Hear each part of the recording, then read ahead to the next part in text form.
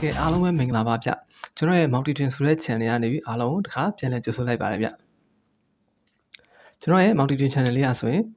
မိမိတို့အိမ်မှာနေ့စဉ်သုံးနေတဲ့လက်စစ်ပစ္စည်းတွေကိုပြင်းနှီးစင်နေနေနဲ့ကျွန်တော်လက်တွေ့အသုံးချလို့ရမယ်လက်စစ်ပစ္စည်းတွေကိုထွင်နေအချို့ကျွန်တော်ပြောပြပေးနေဖြစ်ပါတယ်ဗျအဲဒါကြောင့်ကျွန်တော်ရဲ့ channel ထဲမှာအရင်တင်ထားခဲ့တဲ့ video တွေမှာလည်းစိတ်ဝင်စားတဲ့ကောင်းတဲ့ပြင်းနှီးစင်နေနေကျွန်တော်ထွင်နေတွေကိုတင်ထားပေးခဲ့ပြီးဖြစ်ပါတယ်အဲဒါကြောင့်မလို့အဲ့ဒီ video လေးတွေကိုမကြည့်ရသေးရင်ကျွန်တော် channel ထဲမှာပြန်လည်သွားကြည့်ရှုနိုင်ပါတယ်ဗျOkay ကျွန်တော်ဒီပြပြမိမယ့်အကြောင်းအရာလေးကကြတော့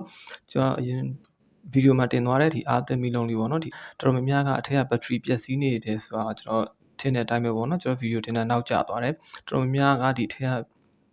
တက်ခဲကိုဝင်လာပြီးတော့အားမသွင်းပြီးပဲတုံးပြီးတော့ပျက်စီးသွားကြတဲ့လူတွေများတယ်ပေါ့နော်အဲ့တော့ဒီထဲမှာဒီကောင်ပေါ့နော်တကယ်လို့အားသွင်းအဲ့လိုဘက်ထရီပျက်စီးသွားတဲ့အခါကျရင်ဖြစ်တတ်တဲ့ပြဿနာတွေနဲ့တကယ်လို့အဲ့ဘက်ထရီဝင်မလဲပဲနဲ့ကျွန်တော်အိမ်မှာရှိတဲ့ power bank နဲ့ဘယ်လိုအသုံးပြုရမလဲဆိုတာကျွန်တော်ဒီဗီဒီယိုလေးမှာပြောပေးပါမှာဖြစ်ပါတယ်ဗျအဲ့တော့စိတ်ဝင်စားရင်ကျွန်တော်ဗီဒီယိုခိုင်းလို့ပဲအဆုံးလေးလိုက်ပါကြည့်ရှုပေးကြပါဒီကောင်လေးကိုဒီနေ့ပြပြမယ်နော်ဒီကောင်ကကျွန်တော်မှာကောင်းသေးတယ်ပေါ့နော်ဒီကောင်ကကျွန်တော်ဟာကောင်းသေးတယ်အသစ်ကြီးပဲရှိသေးတယ်ဆိုတော့ကောင်းသေးတယ် Okay ဒါပေမဲ့ကျွန်တော်ဒီကောင်ကိုဘက်ထရီပြတ်သွားပြီလို့ယူဆလိုက်ပေါ့နော်ဘက်ထရီပြတ်သွားတဲ့အခါကျရင်သူ့မှာဘာလက္ခဏာကြီးပြလဲဆိုတော့ဒီကောင်ကဒီမှာအာသင်းတုံးပေါ့နော်ဒီကောင်ဒီတိုင်းမီထွန်းတဲ့အခါကျရင်ဒီကောင်မီမလင်တော့ဘူးပေါ့နော်ဘက်ထရီပြတ်နေတဲ့အခါကျရင်အားထွန်းဒီတိုင်းထွန်းရင်မီမလင်တော့ဘူးအဲ့တော့အာသင်းတုံးကိုဒီမှာသွားထိုးလိုက်မယ်အာသင်းတုံးသွားထိုးလိုက်ပြီးတော့ကျွန်တော်ဒီကောင်ပလက်တက်လိုက်ပါပေါ့နော်ပလက်တက်လိုက်မှဒါဒီကောင်ဖွင့်မီလင်တယ်အဲ့တော့ဒီကောင်အာသင်းတုံးကိုဖြိုးလိုက်တဲ့အခါကျရင်ဒီမီကချက်ချင်းပြန်ပိတ်သွားတယ်အဲ့လိုမျိုးပြဿနာဖြစ်တယ်အဲ့အခါကျရင်ကျွန်တော်ဒီအထက်ကဘက်ထရီကလုံးဝမကောင်းတော့ဆိုတော့ကျွန်တော်သိရမယ်ပေါ့နော်အဲ့ဒါကဘက်ထရီလုံးဝမကောင်းတဲ့အခြေအနေဘက်ထရီနည်းနည်းလေးကောင်းနေသေးရဲ့ဆိုရင်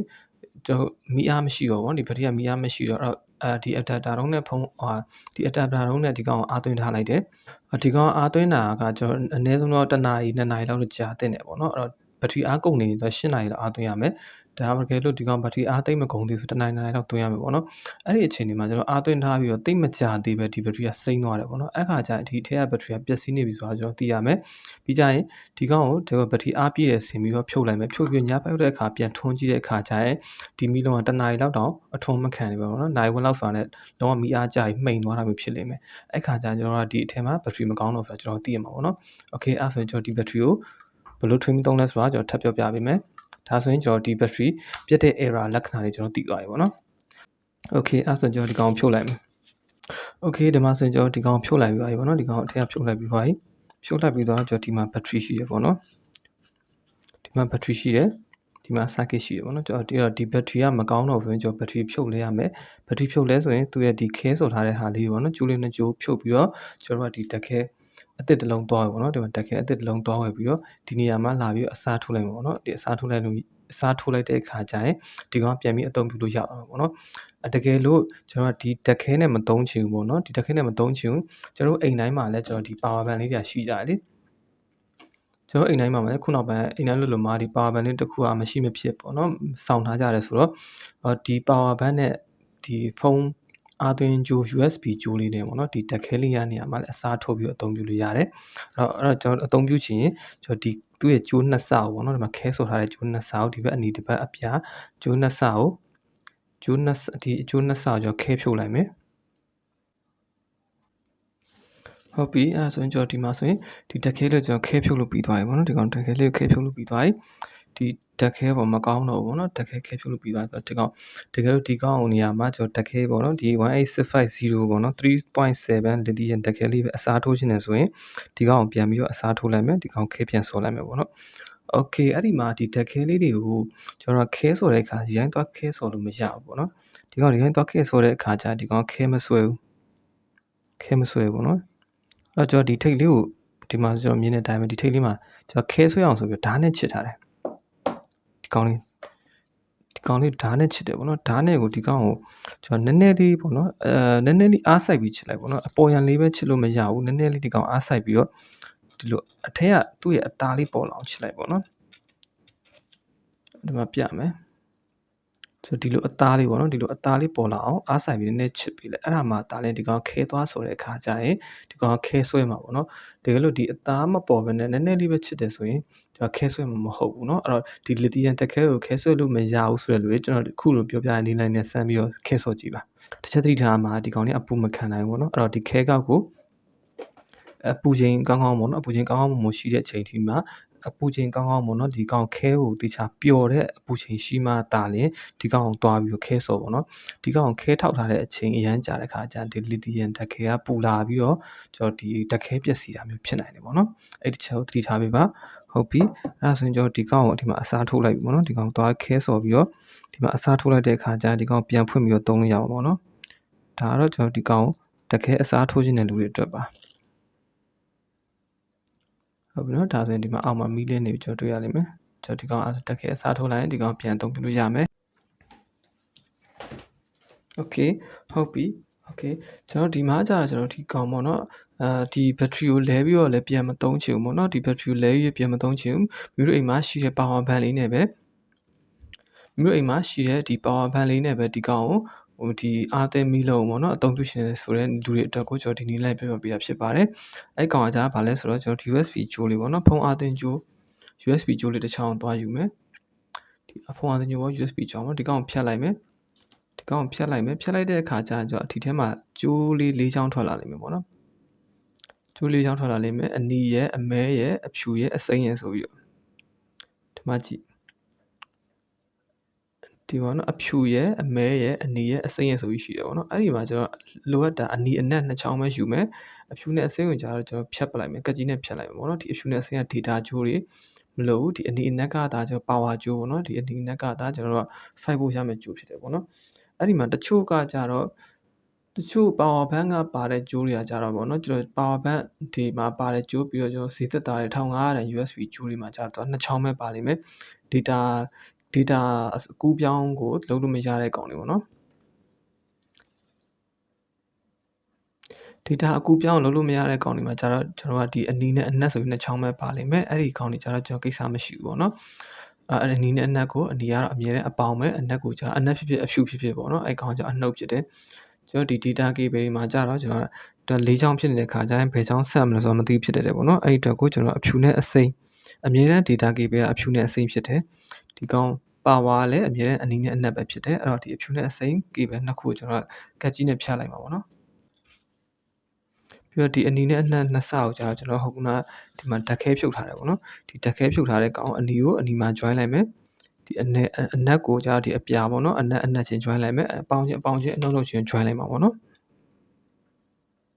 မီလုံးကိုကြာဒီကျိုးထည့်ပြရမယ်ဒီကျိုးထည့်ပြရမယ်ဘယ်နာပေါက်ဖောက်မလဲဆိုတော့ကျွန်တော်ဒီမှာ sticker ရှိတယ်နားလေးမှာသူ sticker ကတ်ထားတယ်အမှကျွန်တော်ဒီမှာခဲစော်ကောင်းလေးနဲ့ထိုးပြီးအပေါက်လေးဖောက်ပေးလိုက်တယ်အပေါက်လေးတစ်ပေါက်ရှိရအောင်နော်အဲ့ဒါဒီ USB ကြိုးလေးကိုကျွန်တော်တရားနဲ့တွင်းလိုက်မယ်Okay ဒါဆိုရင်ကျွန်တော်ဒီ USB ကြိုးကဒီအာသင်းမီလုံးနဲ့ဝင်သွားပြီပေါ့နော် Okay အဲ့ဒါဆိုရင်ကျွန်တော်ဒီမှာကြိုးနှစ်ခုဆက်ပေးလိုက်အနီချင်းဆက်မယ်ကျွန်တော်ဒီမှာအစမ်းလုပ်ပြဖြစ်တဲ့ကိုခဲမစော်ပေါ့နော်လက်လေးနဲ့ပဲခဏဒီကောင်ကိုအစမ်းလုပ်ပြလိုက်မယ်ခဏလေးလိန်ထားလိုက်မယ်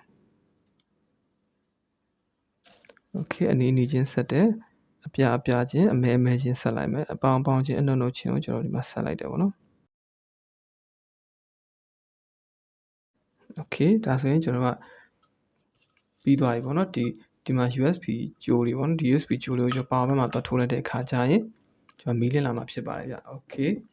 ကျွန်တော်ဒါကကြတော့ကျွန်တော်ဟိုနေ့ကလုတ်ပြထားတယ်ပေါ့နော်အထက်မှာဖုန်း battery လေးလုံးထည့်ထားတယ် power bank လေးပေါ့နော်ဒီကောင်ကအမငုတ်ဟိုဘက်ကအဖိုးငုတ်ပေါ့နော